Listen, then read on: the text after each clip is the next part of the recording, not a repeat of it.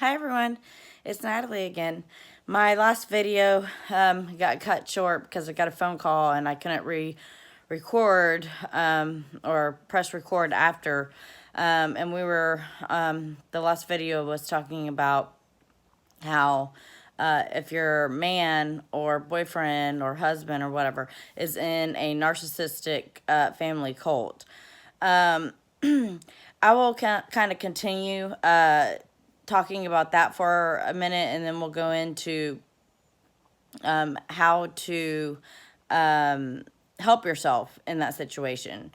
Um, my husband, when I met him, to be honest, I thought he was a pussy of a guy. And the reason why I say that is because when you talk to him, he talked in a very low whisper. He didn't talk to me unless he was spoken to. He was taught that, of course, in his narcissism family cult.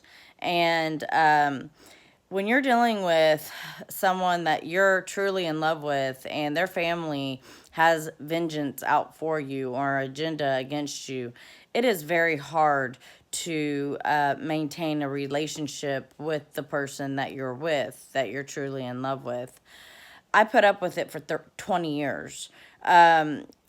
I have been no contact, and so has he, for 13 months with his family, because after 19 years, because now it's been a year, so it's 20 we've been together, but after 19 years of his mother constantly secretly going behind the scenes and pulling him aside, telling him to break up with me, that I was a nobody, a nothing, that I was worthless, that I was uneducated, why would he want to be with somebody like me,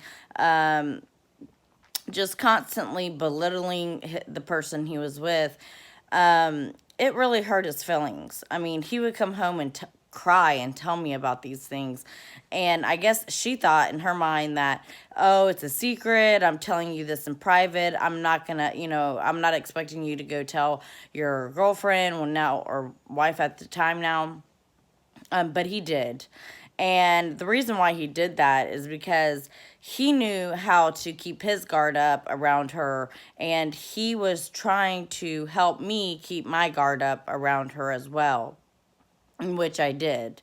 Um, when you're around somebody and you get that aura from them that they're just not a good person, well, that's the aura that she gave off. And it took my husband many, many years to not be so bashful and shy and timid and talk above a whisper and talk to people without having to be spoken to first. And the problem with that is that he was having trouble getting jobs because he would go in there and he really wouldn't speak, really, and if he did, it was like in a slight tone. And when you're going for a job interview, they don't want that. They want a strong, confident person they know that can run a company, that can have authority in that company, who can boss people around and tell them if they're doing bad jobs and things like that. And he just didn't have that in him because his mother had taught him for so long that she was the authoritarian, and that she knew what was right from wrong, and that his opinions didn't matter, and that anything that he had to say didn't matter, especially when it came to his girlfriends. When we got together, she tried everything under the book to get rid of me. She disowned my husband many times, threatened him not to pay for his college, threatened him that if he were to get me pregnant, that they'd never speak to him again, that they'd take him out of school, all kinds of stuff. And so if you're dealing with this and you're dealing with someone that you're truly in love with and their family is after you, it is really, really hard to tolerate it. And to be honest, I'm a very strong person, and I don't think that she thought I was going to stick around. Now, he has a brother that is my age. He's a pilot.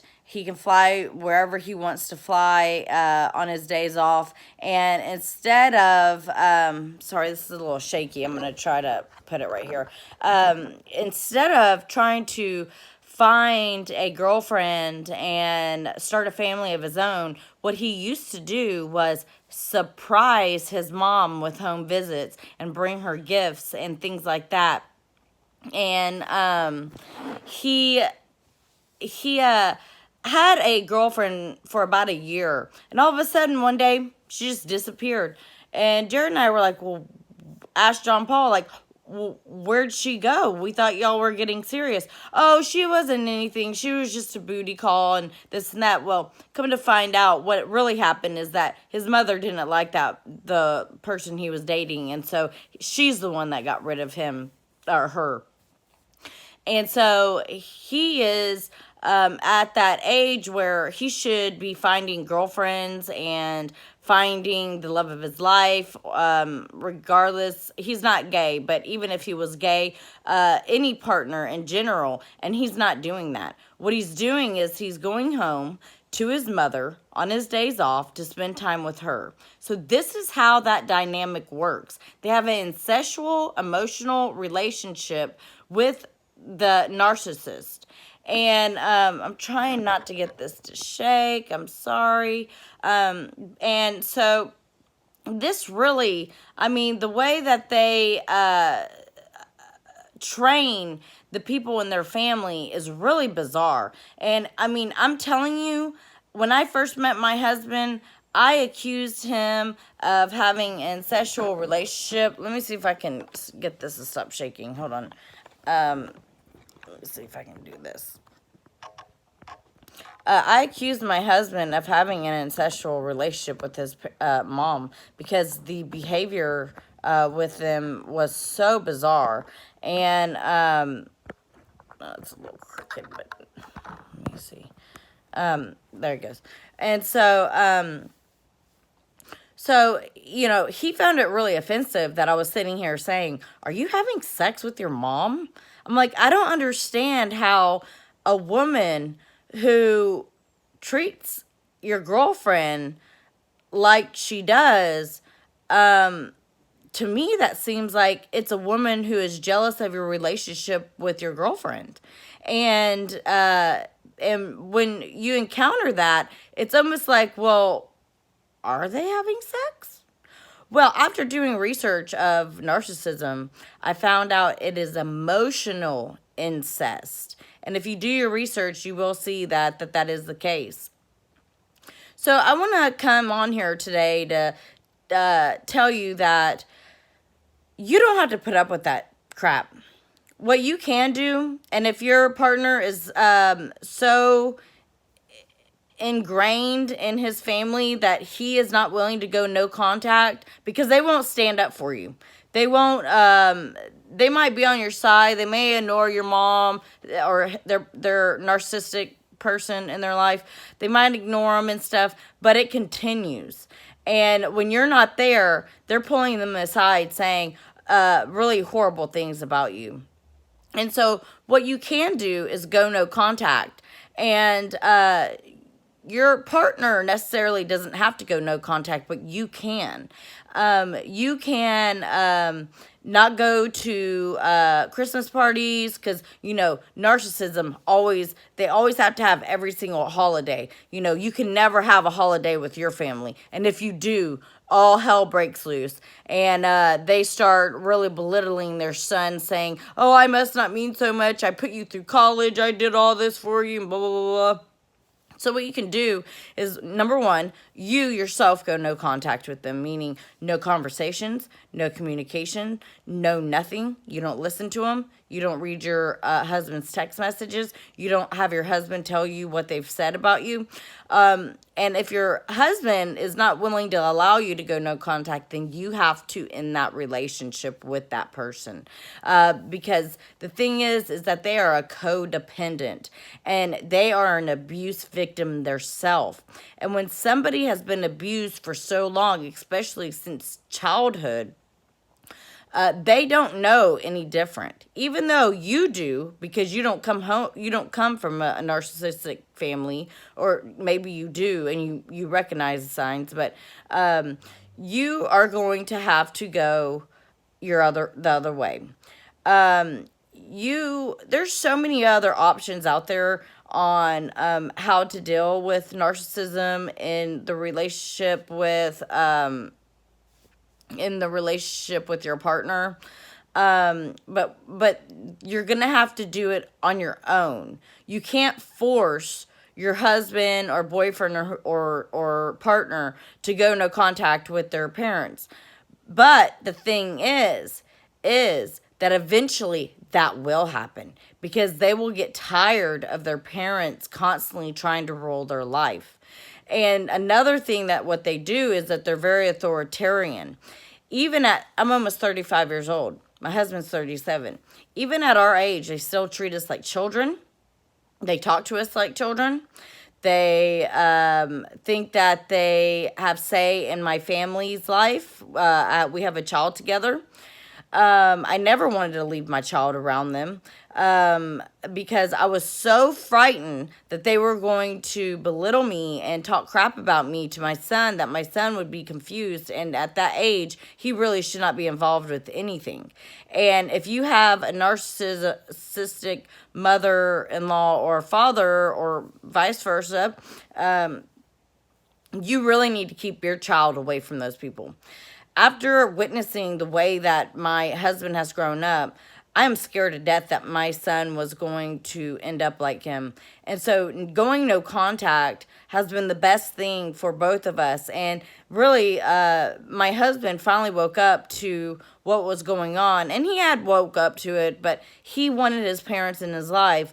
But every time we left the side of his parents, after spending time with them, we would go home in the car, and I would be crying. He would be disappointed. We'd bicker.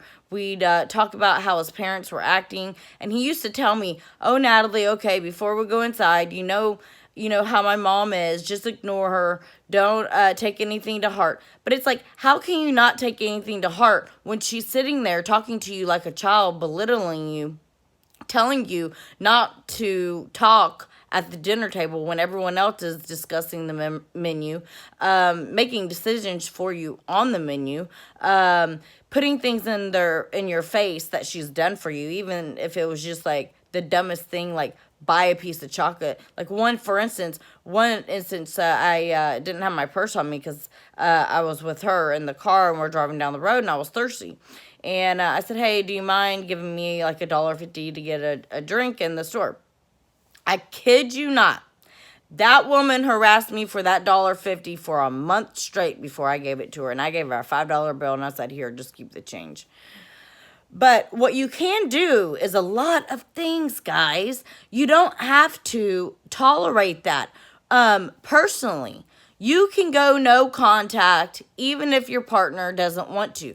They will eventually wake up to the fact that it is hurting their partner, even though they do see that, and that their family eventually will get under their skin, because they don't want to hear about how their parents want you to break up with the person they're in love with. They don't want to hear that they want you to divorce your partner. And see, let me tell you how my mother-in-law was.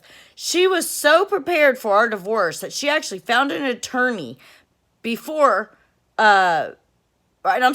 after we got married, thinking that we were going to get divorced, because she had as an agenda, and prepared a divorce lawyer for my husband if that time ever came. Because when I was sexually assaulted, which there's another video on this about me being sexually assaulted and the things she did, she told my husband that she had already found a divorce lawyer, and that the divorce lawyer knew about me, and how he needs a divorce. Long story short, when you're dealing with people that are narcissistic, they have no conscience. It is a personality disorder. They will never change, and as much as your partner might want them to change, they will never change. And it will come to that time where your partner realizes it. And it makes them sad. And they mourn the loss of their parents, which my husband's doing now. But, you know, you are a person. You're probably an empathic person like I am. You're nice and kind and sweet and accommodating. And when people treat you like that, you think, oh my God, it must be me. I must not be a good person. They don't like me. Everybody else likes me, but they don't like me. So maybe everybody else is lying. Maybe I'm a bad person. No, they're the bad person. It's cognitive dissonance where what they truly are is they reflect it on you and make you seem like you're that person. And so, you know, if you want to take my advice is this: go to counseling. Go to someone that is well rehearsed in narcissism, and that way bring your partner. That way your partner can understand that they don't deserve to be treated like a child, that their opinions do matter, that if they wanted to be with somebody, that they have that right to be with that person, that they don't have to listen to what their parents say or advice on how to live their life, and that they have all the right to be their own person. They have all the right to be their own person. There's not one person in this whole world has the right to tell you how to live your life and who to marry and how to raise your children and how to clean your house and how to go to school and how to drive a car. Like all that. That's just stupid. It's absolutely stupid. So I do want to offer one thing, and that is that I am offering coaching. I'm not going to break your bank or anything, because I see some of these coaching. They want $100 an hour. Well, I'm offering $50 an hour to do coaching and listen to some of your problems. Now, I am not a certified counselor, but I can give you advice on how to manage a narcissistic relationship, even though you should be running the other way.